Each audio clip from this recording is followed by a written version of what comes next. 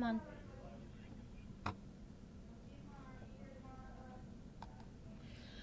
Good morning, Buckeye Nation, and welcome to our digital The Rivalry pregame show. I'm Christine Varconi, holding down the fort here at the NBC4i studios. We have so much packed into this half hour, and we are all over the place. Catherine Ross is in Lewis Center at Kegs and Eggs, where Buckeye fans here in Central Ohio are getting ready for the big game. But first, we want to go to the state up north, where Sports Director Jared Smalley and Justin Holbrook are outside the big house. Good morning, Justin and Jared.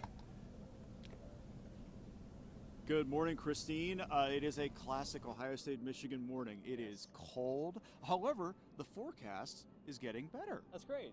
It looks like it anyway. Looks like we might have a little less precipitation in the forecast than we thought we might have in the afternoon, so it looks like that may hold off till later in the evening. That, I think, is pretty important because I think you take that factor out of the game. It's about the offense. It's about how you pass the ball. It's about how you throw the ball. That's not necessarily a huge factor today. So when you were up here this week, Justin, what was your – I guess when you came back, you kind of gave us the idea that it's a very confident team at Michigan. Yeah. Take us through what you heard from them this week. I think their key thing is that they know Ohio State doesn't make a lot of mistakes, especially on offense. When you look at Justin Fields, 33 touchdowns, 1 interception. But what they're focused on was what happened last week. 3 fumbles against Penn State. That let Penn State back into the game. So their big thing was let's make them make mistakes. So if we can do that, we have a chance of winning. It's very Jim Harbaugh. If they make very minimal mistakes, force Ohio State to make some uncharacteristic ones like last week, then this team thinks that they have a shot to beat Ohio State. We should let you know where we are right now. We'll talk a little bit more about the game in a second. We are on the outside of the stadium. This right back here at the end there, that is the tunnel. That is that classic single tunnel that you have in Michigan Stadium, so the two teams share that tunnel. Michigan is on that side. Ohio State, by the way, they'll be here in about a half hour. They'll be in this locker room on this side. They share the tunnel, and it gets real awkward in those exchanges in between the obviously before the game and then at halftime. So that gets weird. Something to talk about that I think is really critical. Michigan has found something in their passing game the last 4 weeks, in particular the past 2 weeks. 257, I'm sorry, an average of more than 350 yards passing the past 2 weeks. Deep passing. Yep. Those take time to develop. Sure. That would be an incredible luxury if they had that time in this game, considering Chase Young's on the other side. That's a big if with Chase Young. Yeah, I think that's the one question on the offensive side of the ball is how are we going to stop a guy like Chase Young? And not just him. I mean, we've seen a lot of guys this year, Pete Werner, Malik Harrison, when Chase was out. So obviously Chase is the focal point of this defense, but he's not the only thing that motivates them. So yeah, Shea Patterson's gotten better since that loss to Penn State. But I do think that the question of the day is how and if they're going to stop Chase Young on defense. Yeah, and everybody asks that question. It's just not an easy question to answer. It's not. It's just a very odd. But obviously, you were up here Monday, so we're going to talk a little bit more about what you encountered on Monday and let folks hear a little bit of what you saw here. Sure. Yeah, so on Monday we talked to the team, and obviously the big number for these seniors is 3. That's the number of times they lost to Ohio State, some of them 4 if they're fifth-year seniors. So to them, it doesn't matter that they haven't won since 2011. For them, it's that they have not beaten Ohio State. Here's how they're going to get that done. The average lifespan of this furry creature is 7 to 12 years. That means some Wolverines have lived and died without this team up north ever beating Ohio State. The Buckeyes are looking for their 8th straight win against the Wolverines, while Jim Harbaugh, in his 5th year as head coach, is going for his first win against the Buckeyes. As I liken the Michigan State game to a state championship, this is even bigger. This is 2 states championship.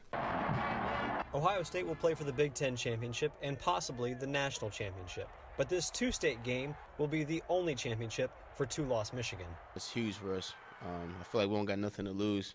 You know, we're going out there with just a dog mentality, just go out there and just try to, you know, ruin anything they got planned on going. And with the chance to spoil Ohio State's season, do the Wolverines think this game will define their own? Yeah, to me, I think it does. Probably them too, to define their season as well.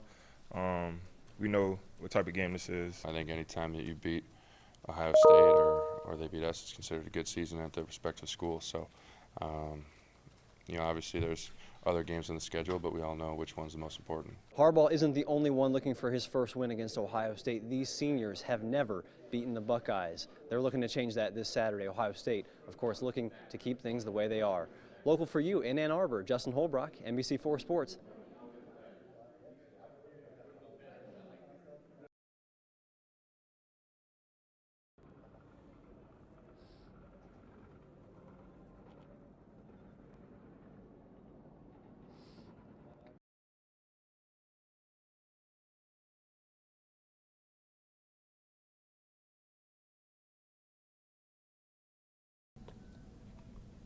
Jared and Justin are outside the big house right now. I think we may have lost touch with them, but that is okay. Catherine is actually standing by at Kegs and Eggs in Lewis Center. We're going to go and talk to some Buckeye fans there. Good morning, Catherine. Yeah, good morning, Christina. It's pretty crazy out here. We're at O'Malley's here in Lewis Center. The doors open here at 6:30 this morning. As soon as they opened, we had about 12 dozen people just waiting in their cars, ready to come in the doors. Now we have a full house in here. Of course, it's going to get even more crazy.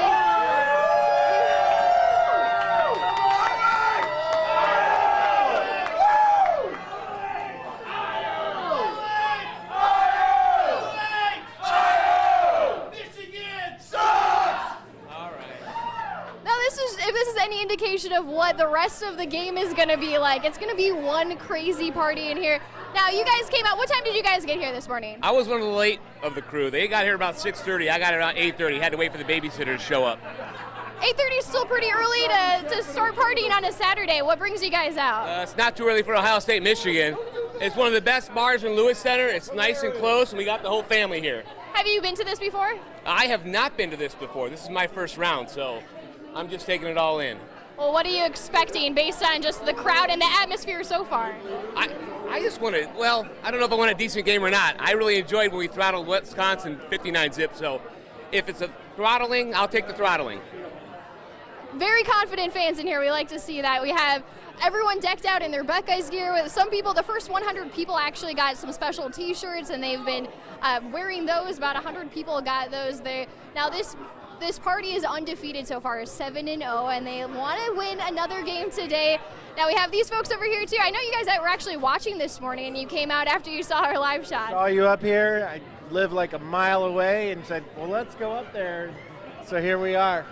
Have you been to one of these Kegs and Eggs parties before? It's my first, so it's fun. It's a great time. Now, what are you expecting for today's game? I know some people are a little bit nervous with the conditions and how good the other team is. That's our prediction for the game. Pain. That's a Michigan quarterback pain, delivered by number 2. And what do you think of the atmosphere here at this party today? Awesome, man. Joe, the owner, is a great guy. It's an awesome place in Lewis Center, and been coming here for many, many years, but it's community friendly, family friendly, and get together with my buddy for years and years, so.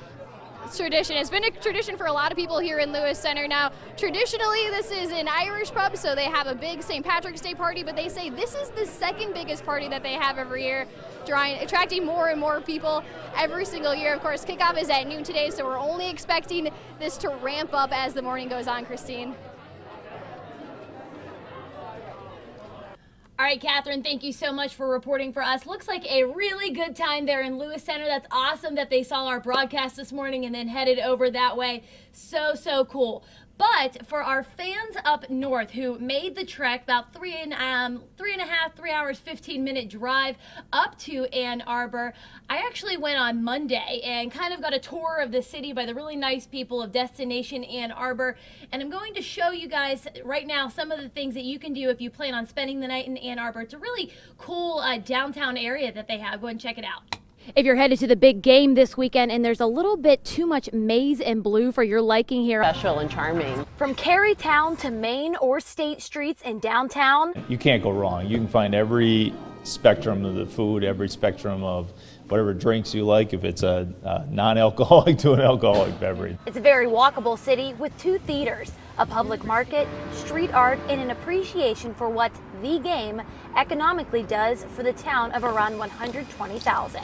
When our hotels look at their budgets and they look at their planning, this is one of those games that they look at and say, this is going to be a good year financially for us. When this game's down in Columbus, it obviously affects them. So it impacts the restaurants, it impacts the hotels, and impacts just about everything in this whole area because there's so much excitement about it. Outdoor wear shop owner Ed Davidson has been in business in downtown Ann Arbor for 48 years.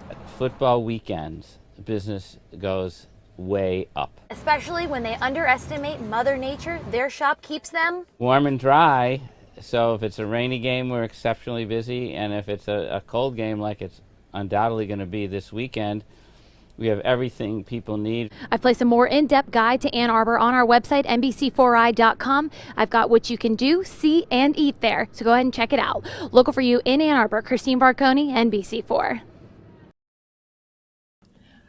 All right, guys, bye. Welcome back. We are back live here on Facebook. We went down for a second, but we are back now. Thank you so much for watching. Again, you can check out that guide to Ann Arbor if you are a Buckeye fan there on NBC4i.com. I visited tons and tons of local restaurants and cafes and shops, and everybody was very friendly to me. And now I did avoid the letter M in that package. Another place you will not find an M this week is on campus or the near vicinity near campus. Danielle Grossman actually got a rare, very, very rare glimpse at some of the mysterious M crossing out. Go ahead and check that out. From on campus to even off campus, M's are being covered in red tape, all to send a big message to that team up north. I'm excited because it's my first rivalry week, so it's hype to see. So is everyone else. Because we're from Ohio. It's a tradition I keep on looking forward to.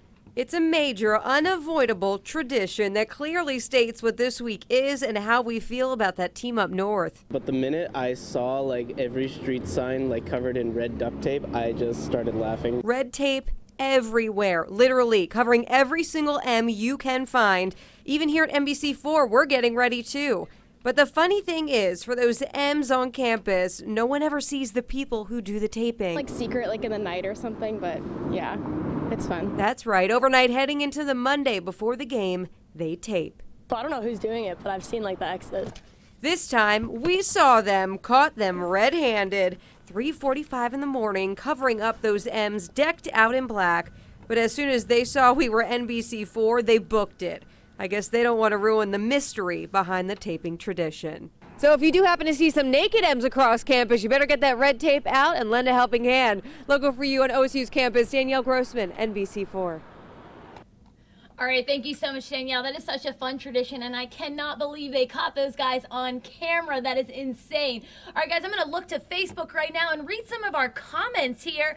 Good morning, Megan and Kimberly and Bob and Sherry and Megan and Jim. Again, good morning. Lots of Jims watching this morning. Everybody is saying go Bucks. If you say go the other word, it starts with a B, I'm not going to say good morning to you. Just kidding. Kimberly said go. I'm not reading it out loud, but she said it, and I said good morning to her. I said good morning to her twice now, so. All right, so another really amazing tradition, besides the crossing out of M's, the gold pants. Mark Taylor actually delved into this. He's not normally one for sports, but he said this tradition, in his opinion, is very charming. That's a very Mark Taylor-esque ism for you. So go ahead, and we're going to learn more about the gold pants tradition at Ohio State.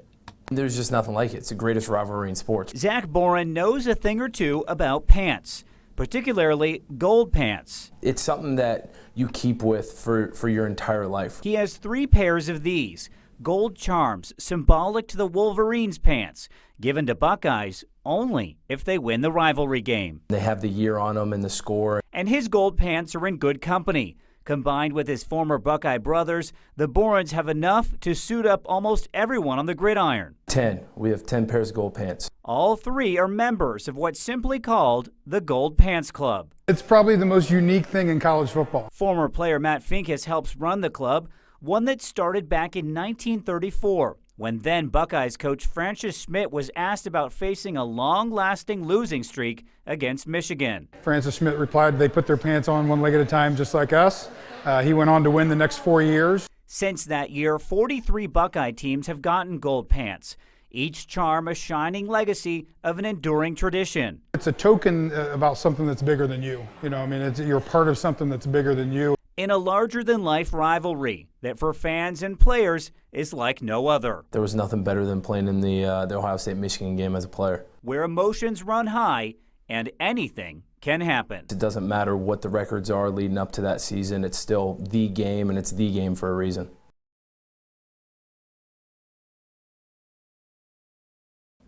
All right, that was our very own Mark Taylor reporting there. The Gold Pants tradition is really something amazing and very sacred. I'm going to head back to Facebook and read some of the comments here, and I'm looking for some score predictions for you guys before we head into our next story, and you'll see how it all kind of ties in right now. Good morning, Mabel. She says, go Buckeyes. Maria says, IO. Good morning, OH, everybody. Oh, we've got Rhonda Smalley, Jared's family, watching from West Virginia. Good morning, Smalley family. Big Buckeye fans down there in West Virginia. Thank you so much for watching. Very exciting day. Gina says, OH, I'll give you an IO. Good morning, Gina. Good morning, Thomas and Stephanie and Ed. He says, I love Ohio. I love Ohio too, Ed. Thank you so much for watching. Debbie as well. Debbie Lyons, good morning, and let's go Buckeyes. All right, Mary Jo also says, let's go Buckeyes. Good morning. Thank you so much for watching. And we want to also say good morning to all of our Fox 8 viewers that we have in Cleveland as well. They are watching this live stream. A big day for them because, of course, they have the big game on their air, which is very exciting. So, all right, so I asked for some score predictions, and it looks like they are coming in. Jason says he thinks it's going to be 33-17 Buckeyes. Jim, ooh, he's got a bigger a margin there, 45-21 Buckeyes. Now, I asked for this score prediction. I don't know if you've seen this story already. It's been a very, very popular one on our website, but certainly worth showing again because I like what this woman had to say. Daniela Vidal actually went to a psychic to see exactly what she thinks and how this game is going to turn out. We don't have a magic 8-ball or tarot cards, and even though we do have sports director Jared Smalley, he can't entirely predict the Ohio State-Michigan game. But that doesn't mean we couldn't find someone who can. Now let's go inside and see what our future holds. Since 2008, astrologer Jennifer Lopez has been predicting the Super Bowl. I think I've probably been correct about every year. So we knew she was the perfect person to sit down with to predict our rivalry game. As the Buckeyes prepare to dominate that team up north, we know we don't need a psychic to tell us that, but just play along for the fun of it.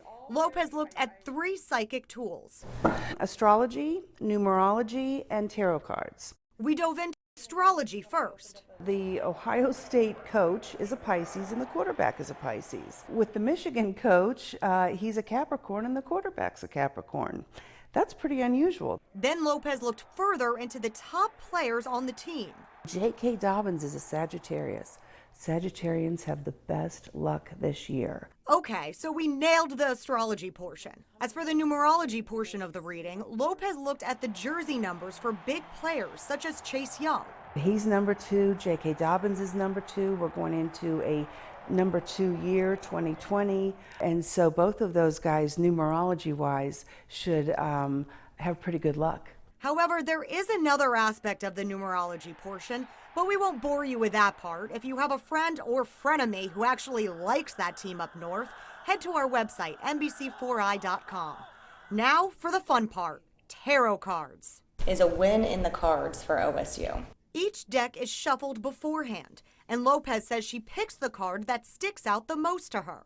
Wow, the world. The Buckeyes have a great chance given that card. We had to play fair and pull a card for that team up north, even though we didn't want to after already getting one of the best cards. 5 of Swords. So swords, in my readings, mean challenges. Lopez says this could indicate that it will be a close game. There may be more challenges for Michigan than for Ohio State. I know I sound biased, but that's what I'm seeing.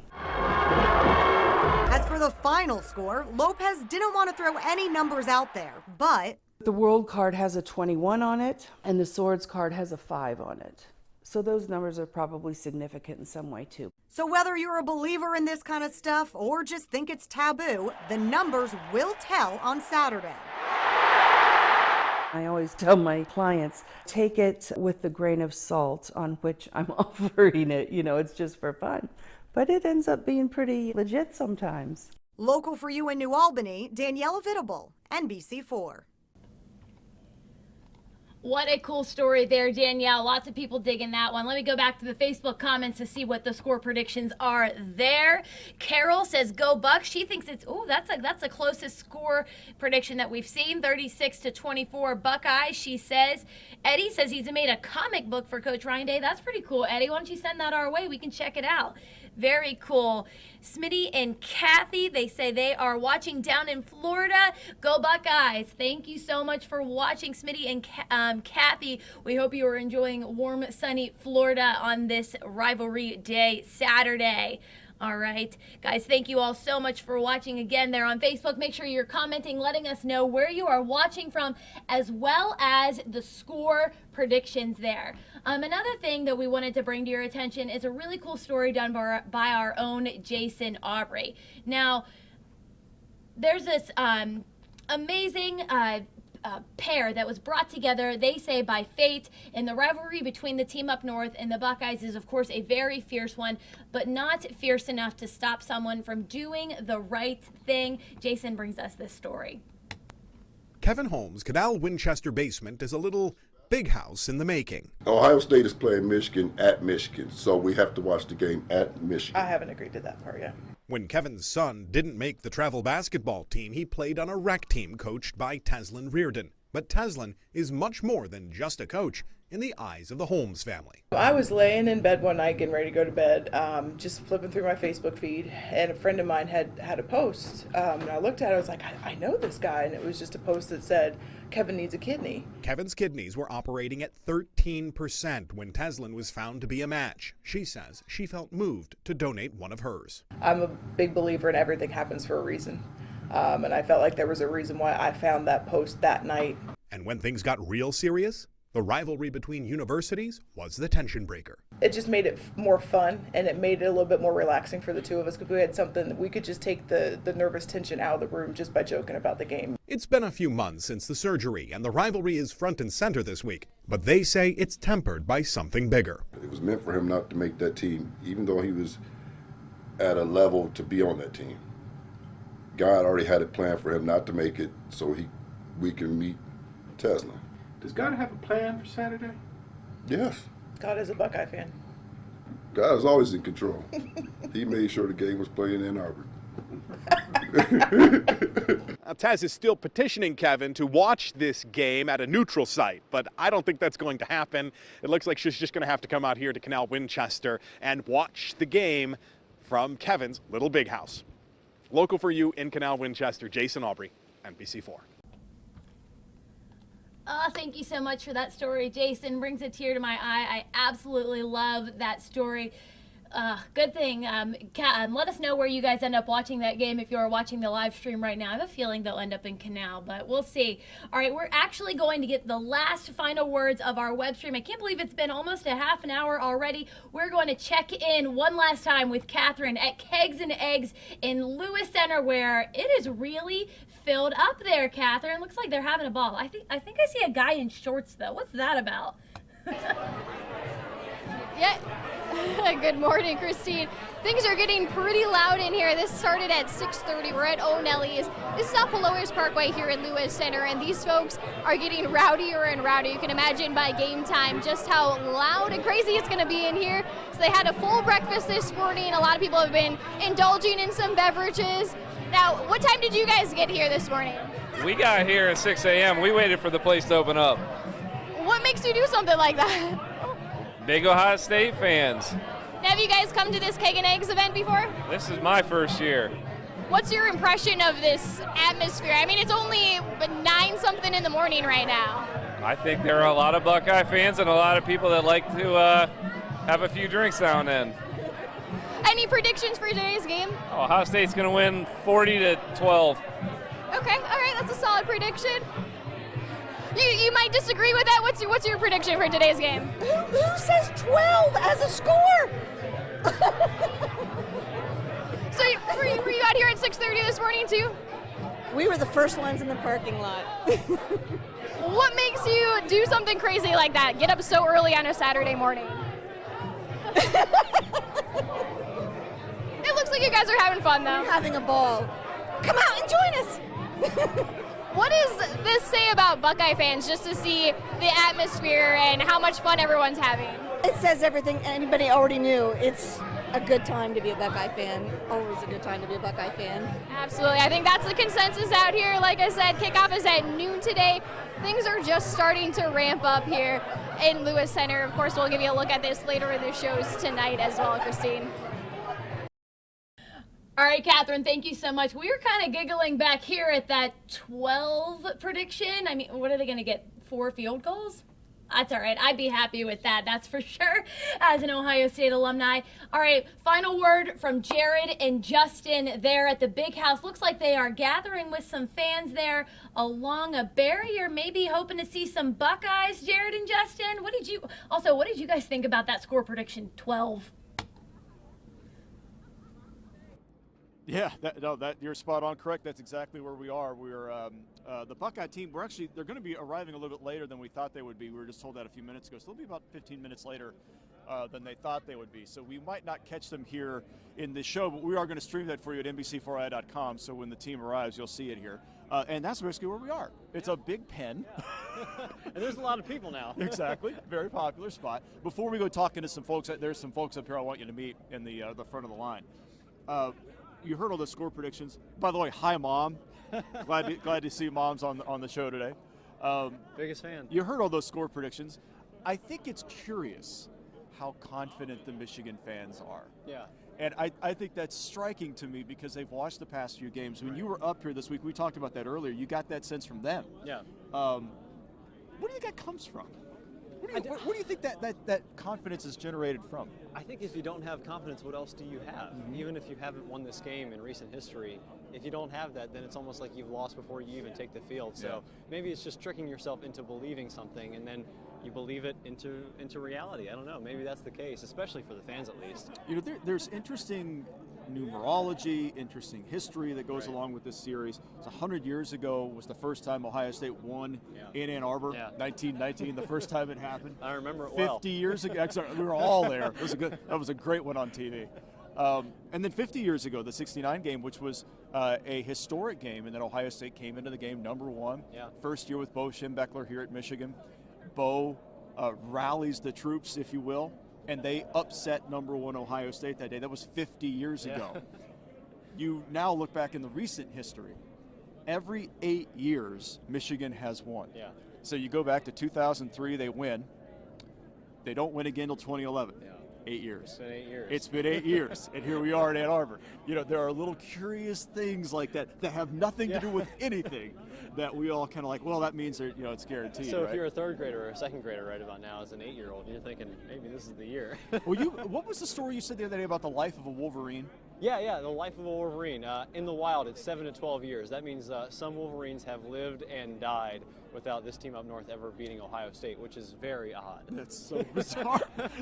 It's one of the great things about covering this game is that it is so weird. Yes. There are so many weird things. So many oddities. And we don't think of them really as weird. I mean, they are weird in so many ways, but I'm going to take you for a little stroll. Alex, our photographer, he's going to walk with us here. We're going to walk amongst the people here because we got some friends up here I want you to meet. So anyway, what you've got here, you got a bunch of parents and friends and supporters who are ready to greet the team as they pull in here to the stadium. I'm going to walk up here to the front of the line here. Hi, McCullough family. Hey, you want to be live on the internet with us? Sure. So, very few parents around here. Obviously, they're thrilled to have one child be a Buckeye. You guys have 2, the McCulloughs. So they're both long snappers. Liam has been the long snapper the last 4 years, right? Yeah, last 4 years. And then his brother's probably going to take over for him? We're hoping. We're hoping. Rowan's, he's battling it out. Battling it out. And so you have 2 kids on the team. You're in a unique position. So you guys came out here early. You want to make sure you saw the guys get off the bus. Is this like a tradition? Is this something you ordinarily do? From game 1 with Liam, when his first away game, we all have as soon as they get off the bus, it's kind of like, hey, and you see that his little head kind of pops up like a chicken. He's like, looks to see wherever we are. So we have that. Yeah, we have that tradition. He does. So he looks for us, and then when you'll notice too, when he runs off the field after he snaps, we also have another tradition where he always does that, like I love you, kind of looks always to see where we are in the stand. So we get in there early because the specialists warm up early, so they see us. and we always let him know where we are, and he's always like looking and pops up for the I love you and the good or the or it's kind of like the Romans, you know what I mean? How was that snap? So That's intense. He's a unique kid. He's such a smart kid. He's such a great, so positive. So he's a great teammate, right? He also has every day, every year, when he showed up for training camp, he had a tradition where he wore a shirt. And then the second year he came back, and it was a picture of him wearing the shirt. And then the next year was a picture of him wearing the shirt. It was like, yeah, exactly right. That's not normal. What one's going to do, because we're not telling anybody. But he's got a gag plan? Maybe. Maybe. You know, those two together. He's as quirky as Leo is. Yeah. In our business, we call that a tease. Yes. There's something coming. There's something coming. There's something coming. So when you talk to your son, obviously Thanksgiving was this weekend, so it wasn't like you didn't see him all week. You got to see him a little bit, and he was around. What was the impression you got from him about preparation and how they felt going into this thing? Well, I think he's always takes the game, regardless of the game, he takes it the same way.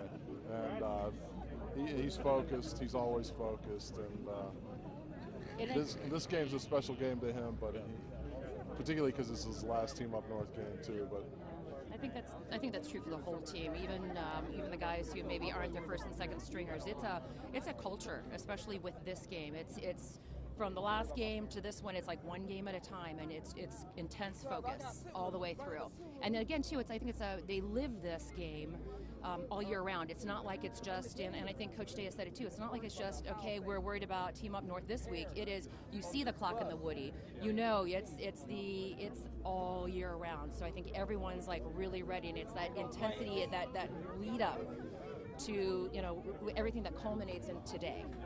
It's interesting, you know, Liam's a Central Ohio kid, grew up in Worthington Kilbourne grad, and, you know, so you all grew up in the culture. So gold pants, for example, are a very big deal. You don't have them with you, I know right now, it's okay. I got two. You have them with you right now? No, I don't have them. Okay. So I've got two chains. So I've got the shorter one, I've got 4, and then I've got a longer chain, and I got 1 because Rose got 1 on him. So I'm hoping for 5 and 2. So, you know, because there's a little bit of like, do I wear them, do I not wear them? Because they kind of ring around, and, you know, you don't know what the culture's going to be like up here this year, or kind of what's going on, you know? We already caught a lot of crap at the little diner we went to, so. All right. But yeah, got to kind of feel it out a little bit, so. I think it's really cool to be a part of something. There's no rivalry like this, and there's no traditions like this. And to have gold pants like that, and to have jerseys that were, you know, a part of the biggest game in the sport, it's just such a unique element of what it's like to cheer for one of these schools. Yeah, I mean, there's no other game like this, and there's no other tradition like this too. So it's something special.